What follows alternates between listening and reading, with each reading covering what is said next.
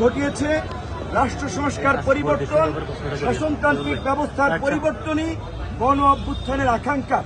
এই আকাঙ্ক্ষার বাস্তবায়নের জন্য একটি গণপ্রতিনিধিত্বশীল এবং ভারসাম্যপূর্ণ সংসদের জন্য আমরা মনে করি সকল দলের প্রতিনিধিদের সংসদে অংশগ্রহণ থাকা দরকার। বাংলাদেশের বিদ্যমান নির্বাচন এবং রাজনৈতিক পরিস্থিতিতে দেখা যায় কোনো দল 1%, 2% বেশি পেয়ে সরকার গঠন করে, আর বিরোধীদের দেখা যায় কাছাকাছি ভোট পেলেও সরকার এবং রাষ্ট্র পরিচালনায় কার্যত তাদের কোনো অধিকার থাকে না।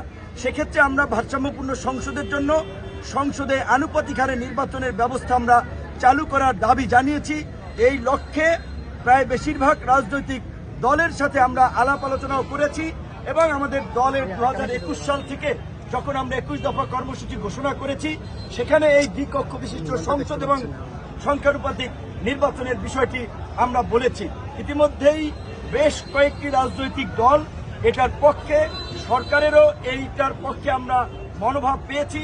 আমরা আশা করি অন্তত পুরো নির্বাচন আনুপাতিক হারে না হলেও অন্তত যে উচ্চকক্ষ এবং নিম্নকক্ষ দ্বিকক্ষ বিশিষ্ট যে সংসদের কথা ভাবা হচ্ছে, সেক্ষেত্রে উচ্চকক্ষে আনুপাতিক হারে রাজনৈতিক দলগুলোর প্রতিনিধিত্ব থাকবে। এখানে একটি কথা বলে রাখা আপনাদের দরকার, অনেকেই বিভ্রান্তি কিংবা প্রোপাগান্ডা ছড়াচ্ছে যে পিআর বা আনুপাতিক হারে নির্বাচন হলে কয়েক মাস পর পর সরকার পরিবর্তন হবে, সরকারের স্থিতিশীলতা থাকবে না। এটি একেবারেই ভুল এবং একটি অপব্যাখ্যা। দ্বিকক্ষ বিশিষ্ট সংসদ হলে বর্তমান পদ্ধতিতে যদি নিম্নকক্ষে নির্বাচন হয়, সেক্ষেত্রে সরকারি দলেরই একটা আধিক্য থাকবে। আর উচ্চ কক্ষে যেখানে 100 সিটের কথা আলোচনা হচ্ছে, সেইখানে কিন্তু আমরা পিআর চাচ্ছি।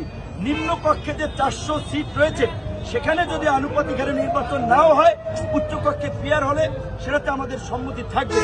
আর এই দুই কক্ষের এক কক্ষে পিআর হলে সেটি সরকারের স্থিতিশীলতার জন্য কখনোই ঝুঁকি বা হুমকি হবে না। ধন্যবাদ।